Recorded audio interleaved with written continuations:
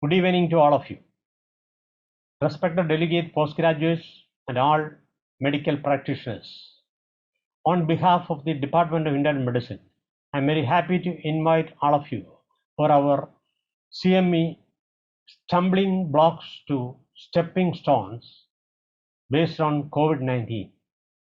Our intention behind this CME is to explore the common issues that we face and the ways to surmount them. COVID-19 is truly an unexpected blow to the medical sciences. We are trying our level best to come out of the pandemic. We are also conducting the CME as an online event, admitting the limitations. Still, we have tried our level best to convey the best facts and the basic facts which will stimulate the thinking process in all of you, especially the younger generation. As an added event, we have included PG case discussion by eminent faculty members like Sharma sir, Anandakumar sir, and Uday Kumar sir, which will invariably be an enlightening event and experience for all of us. Before I conclude, we are happy to inform you all and request your blessings for our YouTube channel, a new venture from our department, which will be launched by our medical director, Dr. Prem Nair sir. I also take this opportunity to thank our organizing secretary, Dr. Subhash, and all other faculty members who are behind this CME. With all these words, let me move on to the topic discussion. Thank you. Thank you, MGK sir, for the message. Now I humbly invite Dr. Prem Nair, Medical Director of AMRITA Institute of Medical Sciences, to officially launch our YouTube channel and the event. Over to you, sir. Thank you, Dr. Subhash. It's indeed a privilege for me to be here to inaugurate this grand event with a 3-day CME, Amrita Medicine Update online, this time owing to COVID, and called, very interestingly, Stumbling Blocks and Stepping Stones. Let me congratulate all of you, particularly Dr. MGK Pillai, Head of Department of Medicine, along with Dr. Subhash, who put it all together with outstanding faculty in all different specialty areas. We have Dr. Arun Sharma, Dr. Anand Kumar, Dr. Vasant, Dr. Girish, Dr. Akhilesh, Dr. Divakar, Dr. Renoy, Dr. Deepu, all outstanding stalwarts from our internal medicine and subspecialty programs. I'm sure I must have missed many. Please forgive me. We have, with the blessings of our beloved Chancellor Amma, we would like to welcome one and all to this important internal medicine update, which is being conducted online. As a new feature, we are introducing postgraduate discussions for the first time for the benefit of undergraduate and postgraduate medical students. We are also pleased to inaugurate the new YouTube channel referred to as Amrita Medicine Update, which will be hosting this entire CME, and in the future may be used for hybrid teaching, case discussions, academic sessions, and skill demonstrations for the benefit of doctors and medical graduates everywhere. Hope you'll have an enjoyable time and interact with our outstanding faculty. Thank you all very much for your precious time.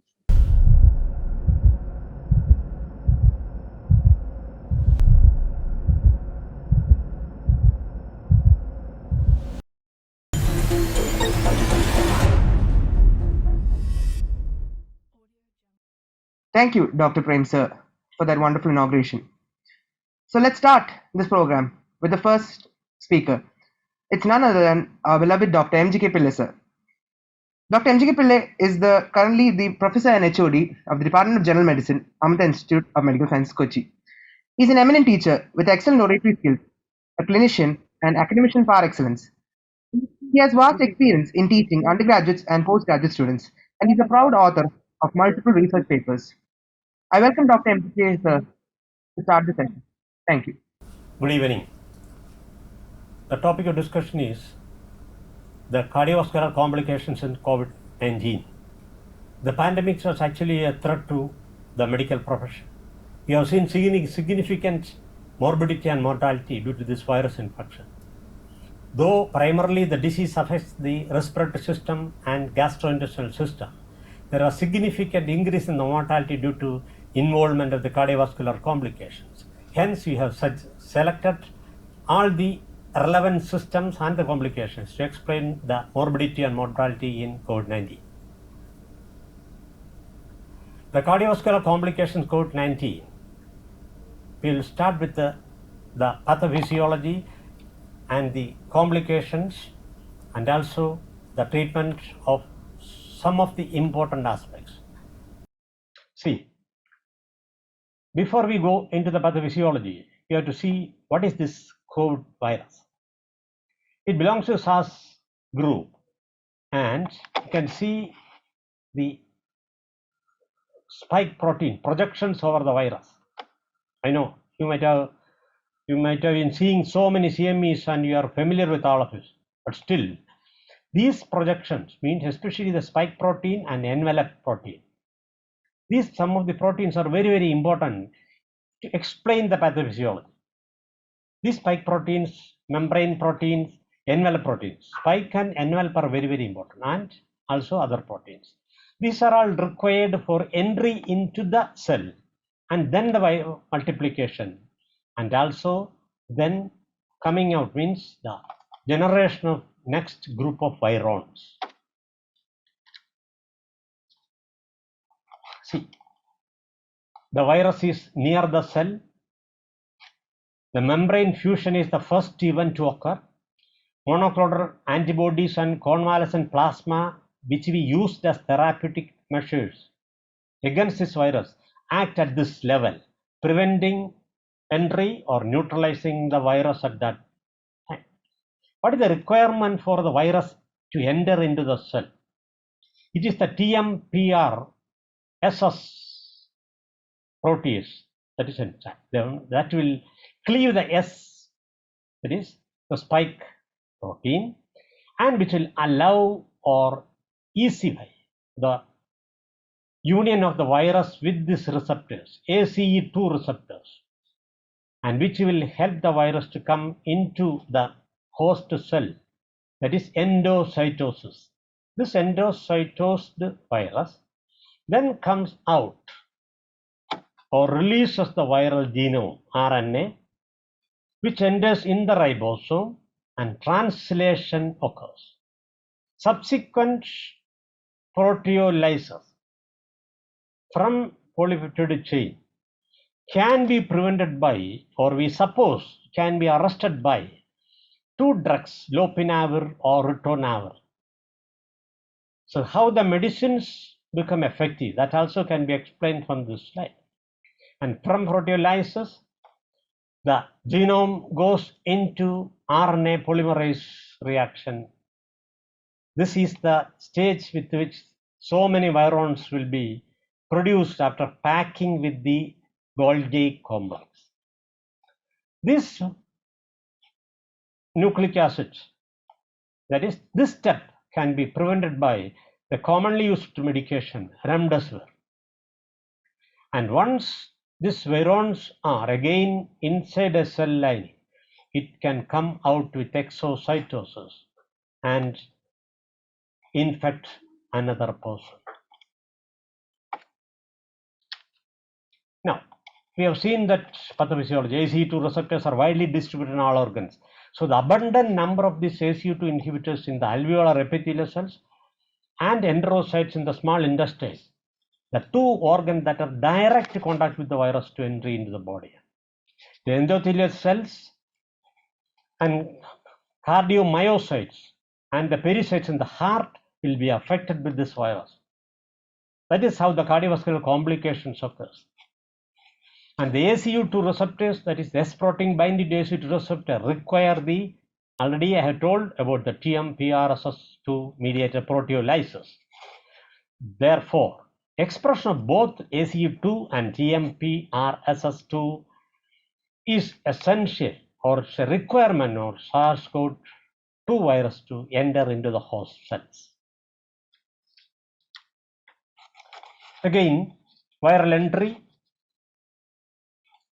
binding, ACE2, the same picture, that is the biggest one we have seen, and in what way it affects the system. Direct cytotoxic effects. One, the virus entering and changing the internal environment of the host cell, that is damage. Second, dysregulation of the RAAS, that is because ACE2 receptor is affected, renin angiotensin aldosterone system is affected. That is why many patients develop complications of potassium metabolism, hypokalemia. So this is the step occurring because of the dysregulation of the renin angiotensin aldosterone system. Third is the endothelial cell damage and thromboinflammation.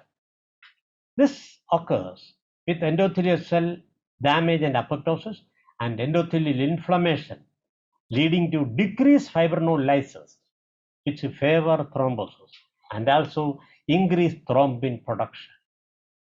And the next step is the dysregulation of the immune system, that is the lymphopenia, inhibition of interferon, which is protective, and also hyperactive immune system because of the release of cytokine. So all this will lead to the thrombotic complications in the vessel, capillary, small vessels. You can see the blood vessel, increased level of IL-6 and tumor necrosis factor, and the inflammation inside of the vessel. The von Willebrand factor is exposed, we'll see in the coming slides, and favoring platelet aggregation, fibrin development, and thrombosis.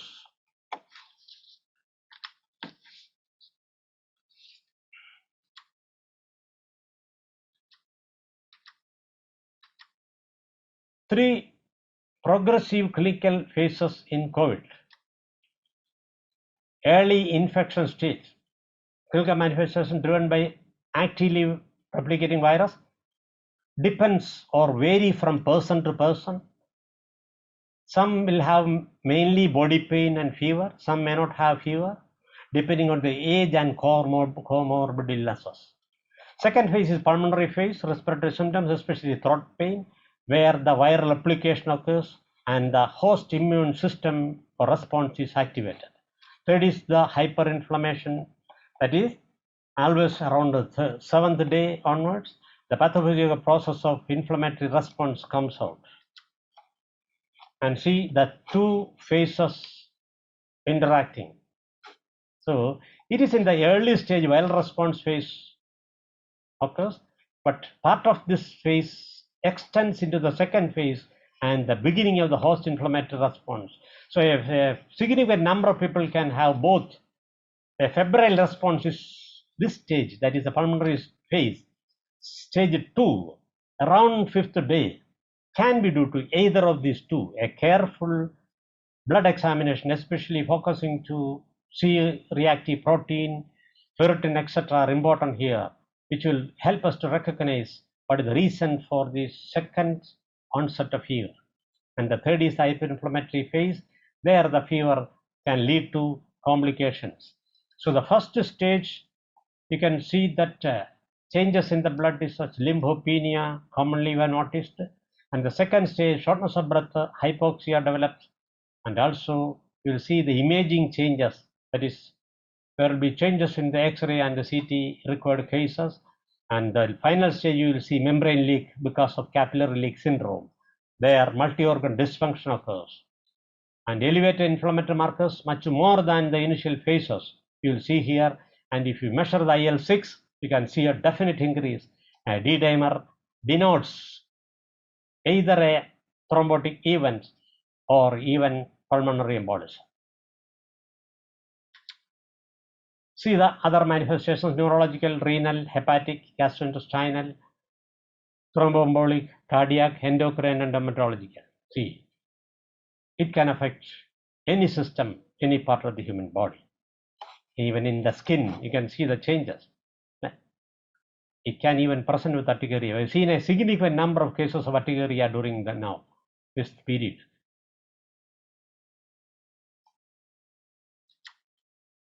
So this bidirectional change, that is CVS and COVID-19, that is, when we plotted, means combine many studies and graphs, you can see a 8% increase in the mortality compared to other system involvement, especially when the cardiovascular system is involved. So cardiac injury means around 8 to 10% increase in the risk, that means mortality.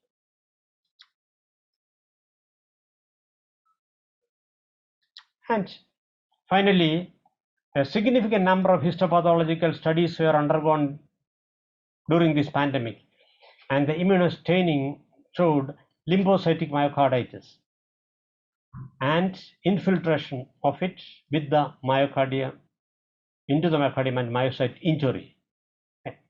Next is again the subendocardial CD4 necrotic myocytes with C4D plus and right ventricular myocardium showing subendocardial C4D plus necrotic myocytes were unique in COVID-19 myocarditis. Again, immunofluorescence staining of the intravascular microthrombi with the spatial association of the neutrophils. This gray area, that is the area where it is seen. Cardiovascular manifestations, again, direct cardiovascular sequelae or indirect, which was much more common due to myocardial injury, acute coronary syndrome, cardiomyopathy, acute cor pulmonale because of thromboembolism, arrhythmias, shock, and thrombotic complications. Again, myocardial injury with elevation of biomarkers above 99% of the upper reference limit in 20 to 30% of hospital patients with COVID-19, with the higher rates up to 55%, and those with pre-existing diseases, that is comorbid conditions. Biventricular cardiomyopathy, 7% of critically ill patients had cardiomyopathy. So this is going to become an important reason for the cardiomyopathy in subsequent years. Isolated right ventricular failure was seen in significant number and reported, but pulmonary embolism was lacking. So RV strain and failure secondary to COVID-19 was also noticed. Going to the history, first myocarditis case was detected in 80s in a 43-year-old man. This is reported. But this COVID-19 was unique in the spread from one person to person very rapidly. But this is something which was remaining as one or two cases coming and going like that. So anyway, this was reported in 80s in a 43-year-old man. Possible mechanism of acute myocardial injury and myocarditis in SARS-CoV-2. One is direct virus-induced damage. We have seen that viral entry with the ACE2 receptor help. And second is cytokine storm and inflammatory response, which can also damage the myocardium. And third is endothelitis. We have seen the previous slides. And the immunothrombotic mechanisms will be activated. And finally, when ischemia develops, demand-supply mismatch occurs and dysfunction of either ventricle can occur. Takotsubo is also seen in significant number, maybe because of fear and subsequent sympathetic overactivity. The picture again demonstrates all things that we have discussed here, and you can see even the capillaries or microvasculature dysfunction that is getting involved in COVID-19. And you can see the plaque rupture. So inflammation, plaque rupture, all these can lead to complications in the myocardium.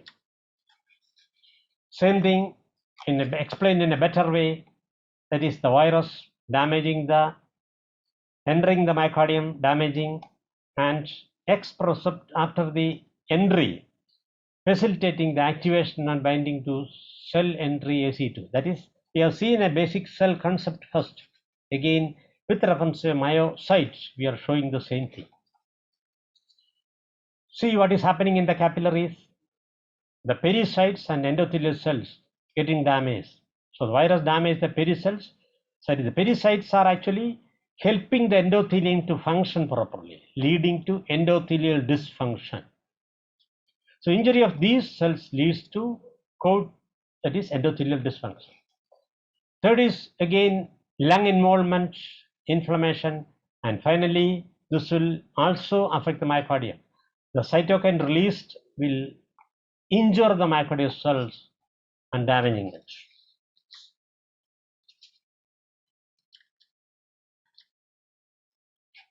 SARS-CoV-2 and endothelial cell dysfunction, again focusing to the endothelial level.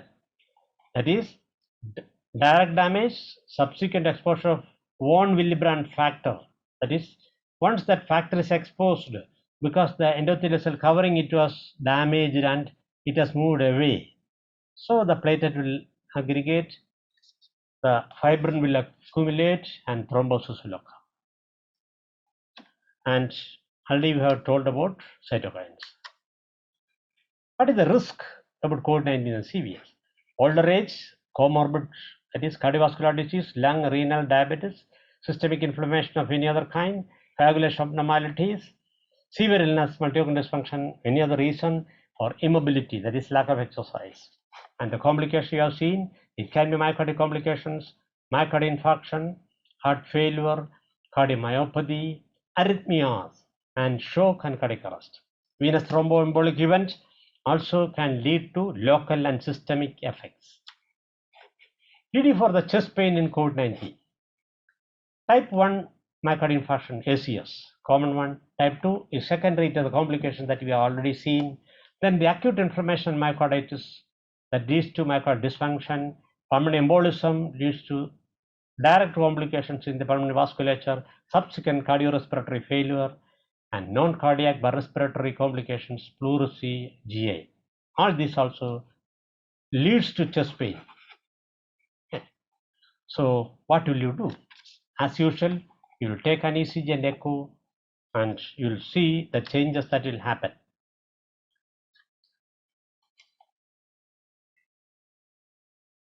What are the symptoms that you see? Chest pain, dyspnea, rhythm disturbances, and ventricular dysfunction. You will send protein, that is troponin, liberated chemicals from the damaged myocardium. And you will take an ECG which may show an ACS pattern, STT changes, and with which you will say which is mild or serious. Then the echo will show regional wall motion abnormality, and which will help us to distinguish between myocarditis leading to cardiac failure or myocardial infarction. And echo and ECGs are the gold standard, that is the markers of illness severity and correlate with the worst outcome. And troponin is also very, very important, which will increase the risk of adverse outcome. That is, elevated troponin indicates increased risk and predicts the mortality. Then COVID-19 SIRS plus hypercoagulability called increased risk of atherosclerotic plaque rupture, which can lead to acute myocardial infarction. So this hypercoagulable stage is very important, along with the systemic inflammatory response.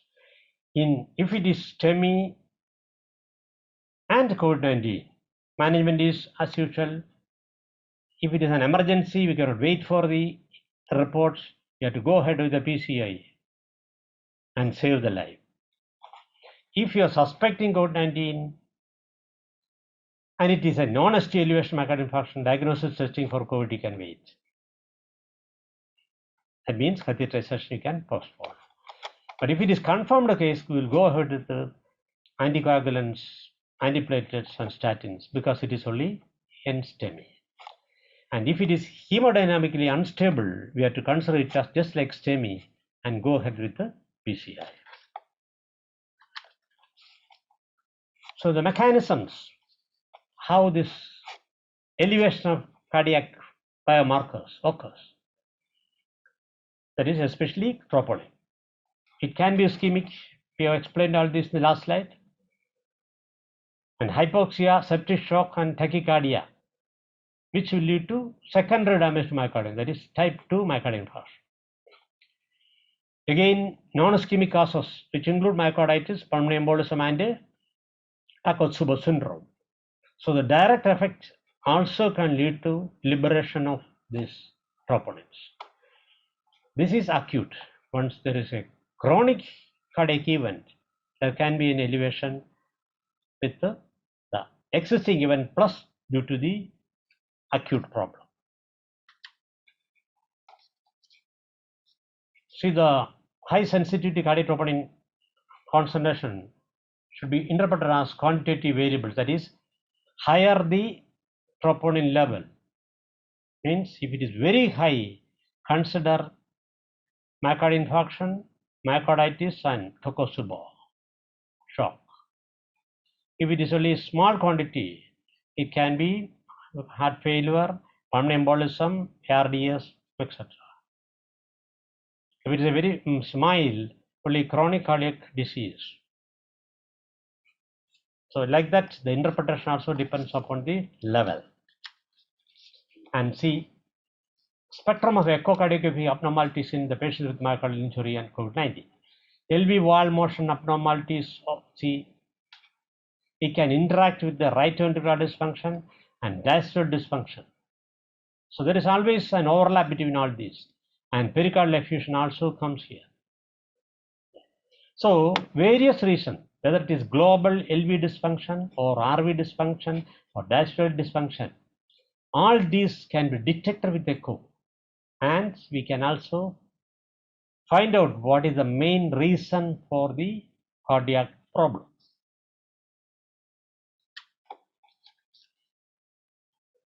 What is the European Society guidelines in patients with a cardiac problem, especially NSTEMI? This is a very high risk group, intermediate risk and low risk. If it is very high risk, see, if that is hemodynamic complication, shock, etc., and life-threatening arrhythmias are there, then patients immediately invasive procedure is our, that is, follow STEMI pathway in the very high. If it is a high risk, early invasive we can plan, that is less than 24 hours. Again, monitoring is very, very important, and you may have to parallelly wait for the code report. Intermediate, without much complications, we can non-invasive testing. We can wait without cath study. Very low, that is test for SARS code, you can wait and you can manage medical line. What is acute heart failure and cardiomyopathy? Various ways it is presenting, very difficult to differentiate. But acute heart failure can be primarily presenting manifestation. That's why a few patients presented with pulmonary edema picture, and subsequently the echo showed significant cardiac dysfunction. And it has been seen that 23% of the patients with this presentation for COVID-19 and cardiomyopathy was significantly much more. But this picture varies from center to center, and this is actually a combined picture in a few centers. Another study showed heart failure 24% in patients with increased risk, that is another group. So whether it is biventricular cardiomyopathy or single, the mortality rate was very high. And among those with heart failure, nearly half did not have a known history of hypertension, or that is, no other risk factors for cardiomyopathy was there in patients with heart failure. So new cardiomyopathy versus an exacerbation of previously undiagnosed heart failure. Some group we cannot predict what happened because we did not have an echo report with most of the patients. And what is the importance is we can avoid administering fluids to those with LV dysfunction. So aggressive fluid therapy is very careful, and we can manage if you do an echo in suspected cases and find out the cardiac dysfunction. Etiology of heart failure, again, already we have told, direct or indirect, and also uncovered or exacerbated the previous existing illness by the COVID-19, or it can be acute coronary. Diagnostic workup mainly with NT, pro-BNP, troponin markers, transthoracic echo, MRI very rarely, but may help us for structural abnormalities and diastolic heart failure, and also we can make out with echo.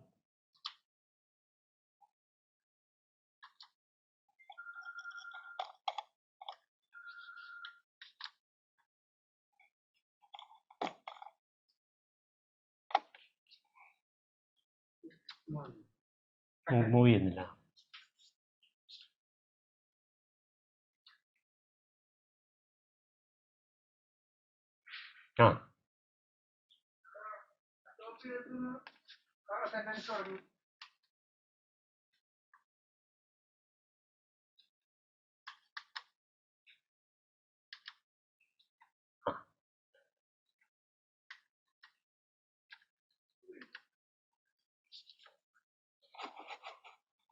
Now the diagnostic workup for the patients: NT-proBNP, troponin markers, transthoracic echo, MRI.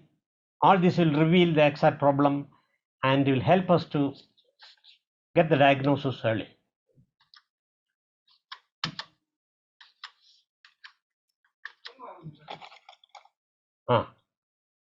Dysrhythmias is another important complication increasing mortality. The commonest presentation was palpitation, and the commonest type of dysarrhythmia was sinus tachycardia.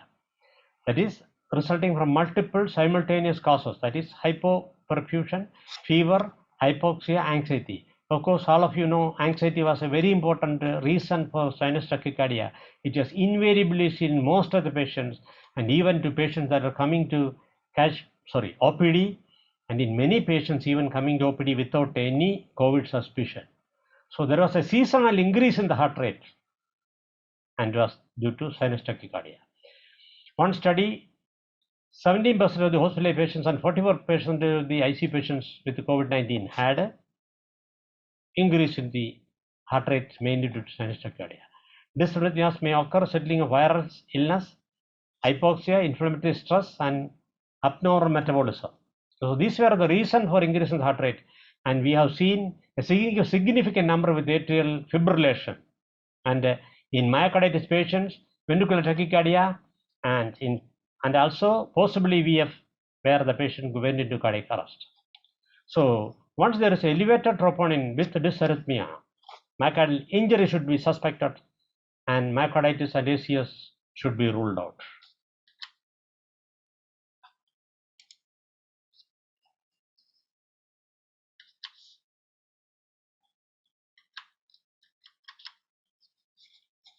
Coming to the final part, venous thromboembolic events. Again, the same thing: systemic inflammation, abnormal coagulation status, and multi-organ dysfunction. Critical, all this will lead to venous thromboembolism, and COVID-19 promoted because of the elevated thrombotic state. So what you will see is elevated D-dimer. And one study of 25% with the COVID-19 pneumonia, elevated D-dimer was present in all patients with a median 6.06 microgram per ml. That means what we observed is many patients with the suspected pneumonia actually were found to have pulmonary infarction and inflammation of the blood vessels rather than infection. This was observed in many centers. Patients with the confirmed pulmonary embolism on CTPA demonstrated a median D-dimer level and D-dimer level of minimal increase. Anyway, whatever is the level, an increased level led to more death rates in hospitalized patients. So D-dimer was helpful in predicting the mortality in most of the cases, and also follow-up of complications. Another often forgotten thing was the medication that are interfering with or producing complications in COVID-19 management. Remdesivir, for example, it was actually, we have seen that RNA polymerase inhibition. So this medication produced hypotension arrhythmias. Another was lopinavir. This is also almost same way it interacts, and also it interacts with anticoagulants, antiplatelet statins, and antiarrhythmic drugs. Prolonged QTc were noted in few cases.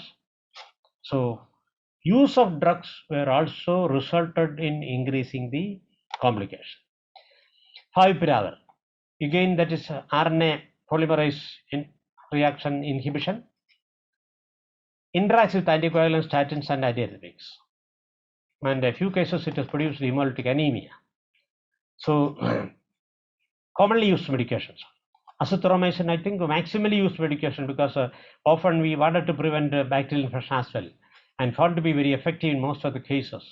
So this again interferes with the protein synthesis. There is a mechanism of action, and it can again interact with the statins, anticoagulants and antiarrhythmic drugs, and QT prolongation in few cases.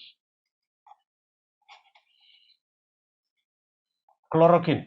Initially, this was one of the drugs maximally used. Subsequently, the use was actually a question mark, but even that also has caused some damage to the cardiovascular system. Interferon, very good immune support, but myocardial toxicity was reported, and use had to be very cautious. Steroid was actually one of the backbone in the management of inflammatory problems, and because of fluid retention and interference with some of the drugs, it can also produce complications. But compared to other drugs, it is same. Tocilizumab was, which is supposed to inhibit IL-6, relatively safe, but often it has produced an hypertensive response. In some centers, you don't have much experience. So, coming to history in the making, many patients' feedback. From the patients, we have got a term now, long COVID. What is happening? Since years, we are with this organism. It has changed the history of medicine. It has become a challenge for us. So long COVID is going to live with us. But luckily, the intensity of the disease is coming down, and the mortality also is coming down. So though we are going to live with COVID-19 virus, we will carefully look into the complication that it can produce on a long-term basis. So the symptom that is what more than 12 weeks, we have seen some patients, especially rheumatological problems. So we will carefully watch them, and we will have to find out a treatment line to prevent further complications. Again, multi-organ involvement requires long-term complications. So long COVID is becoming an important terminology, especially coined by the patients. So multi-center prospective study from many centers also have found that a significant number of patients had these complications of multi-organ involvement and requires follow-up.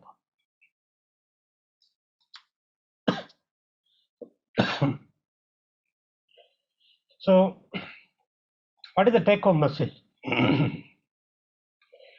COVID-19 is associated with the number of cardiovascular complications.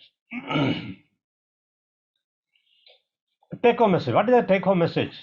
COVID-19 is associated with the number of cardiovascular complications, including myocardial injury, myocarditis, acute myocardial infarction, heart failure, dysrhythmias, and venous thromboembolism. Some of the medications can interfere with the cardiac functioning and produce complications. Ongoing research or understanding about the disease and the long-term effects has to be there, and standardization and validation of the non-invasive biomarkers are important.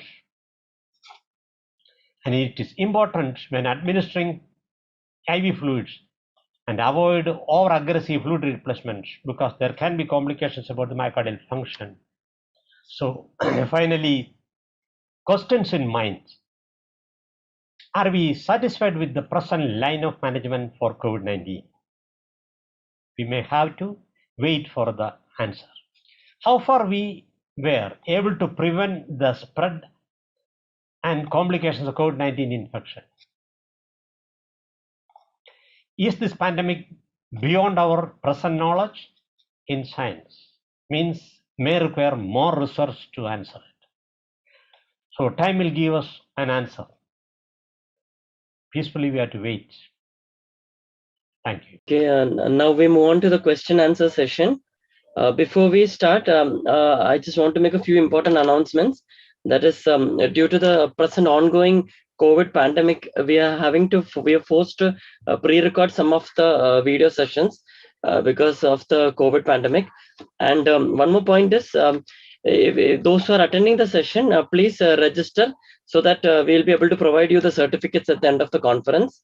Now we'll move on to the question answer session. We have a few questions. Sir, somebody has asked, like, what is tracheal tug, sir? Over to you, sir. This is actually connected to the case presentation, and you will answer.